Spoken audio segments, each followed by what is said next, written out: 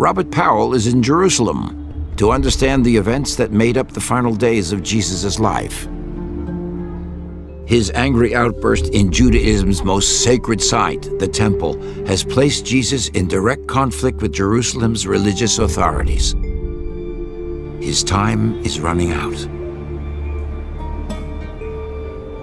These temple authorities are represented in the film by Zerah, played by Syrian Holm, who years later would appear as Bilbo in the Lord of the Rings trilogy.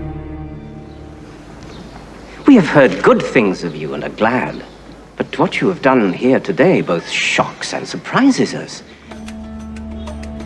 Zerah belongs to a group that will play a central role in Jesus' arrest, the Sadducees. Helen, we read a lot about the Sadducees in the Gospels, but nowhere is there any description of who they actually were. Well, the Sadducees were the ruling elite. They were wealthy, aristocratic, largely priestly as well. They're interested in the temple. They're very conservative in their views and probably in their politics too. Most of what we know about the Sadducees comes from accounts written by the first-century Jewish historian Josephus. So how would you become a Sadducee? Are you elected? Or Oh, no. You're generally probably born one. If your family is a Sadducean family, then that's your outlook too. Jesus' actions at the temple alerted the Sadducees to his presence. Would that have been something that, normally speaking, would lead to his arrest for creating a disturbance? Oh, that would certainly get Jesus into trouble. That was the last thing that they wanted anyone to say. This is the very center of their operations. This is the heart of their devotion. But the Sadducees didn't arrest him immediately. The temple precinct was enormous. It was large enough to enclose 25 American football fields. This is a big place. And according to Mark's gospel, Jesus shut down the entire operation. Well, how is that possible?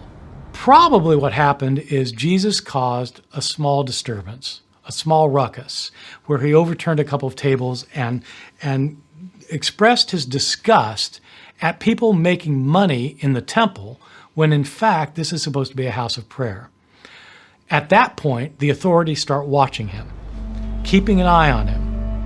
So Jesus continued to move freely around the city, proclaiming his word. In Galilee, this was a hopeful message. But to many in Jerusalem, it is a threat. Over the course of the week that follows, the week leading up to Passover, as pilgrims are filing into the city, Jesus in the Gospels is proclaiming his apocalyptic message, that the Son of Man is soon to arrive in judgment. When he arrives in judgment, he's not going to destroy only the Romans. He's going to destroy the Jews who are opposed to God, including those Sadducees. The Sadducees fear Rome's response to this new prophet more than they fear Jesus himself.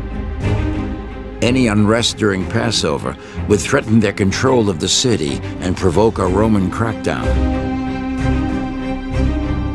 To religious authorities in Jerusalem, he was a rabble-rouser, he was a political dissident, because in trying to keep the peace during the Passover season, they would go to any lengths to make sure that people who raised discord, like Jesus, would be silenced.